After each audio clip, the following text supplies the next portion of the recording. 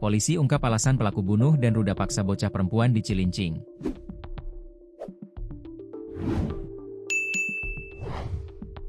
Kapolres Metro Jakarta Utara Kombes Pol Erik Frendris mengungkapkan, remaja laki-laki berinisial Mr. 16, membunuh Enam, 12, lantaran kesal ditagih utang oleh ibu korban. Pelaku ini ditagih utang oleh ibu korban mungkin dengan nada tinggi atau dimarahin. Pelaku kesal dan melampiaskan ke korban, tutur Erik saat diwawancarai di Pademangan Timur, Jakarta Utara, Rabu, 15 Oktober 2025. Kemudian, Erik juga menyampaikan bahwa hasil otopsi dari jasad Enam sudah keluar. Dari hasil otopsi tersebut terbukti bahwa penyebab kematian Enam karena lemas imbas dibekap menggunakan bantal oleh pelaku. Untuk otopsi sudah dilaksanakan dan hasilnya sudah keluar. Korban meninggal karena lemas, sesuai BAP juga bahwa dibekap sampai meninggal dunia, jelas Erik. Sedangkan untuk dugaan pemerkosaan, Erik belum bisa memastikannya karena tak ada cairan sperma di tubuh Enam.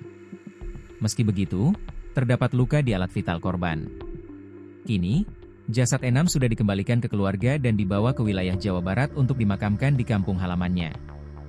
Diberitakan sebelumnya, Enam ditemukan tewas di rumah kontrakan Mr. di Rorotan, Cilincing, Jakarta Utara, Senin, 13 Oktober 2025, sekitar pukul 23.30 waktu Indonesia Barat.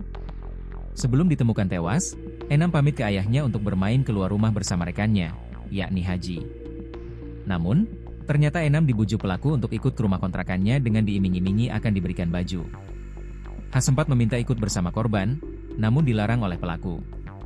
Sampai akhirnya, peristiwa nahas itu terjadi. Enam ditemukan tewas terbunuh di kamar kontrakan Mr. Jasadnya pun disembunyikan di balik kasur.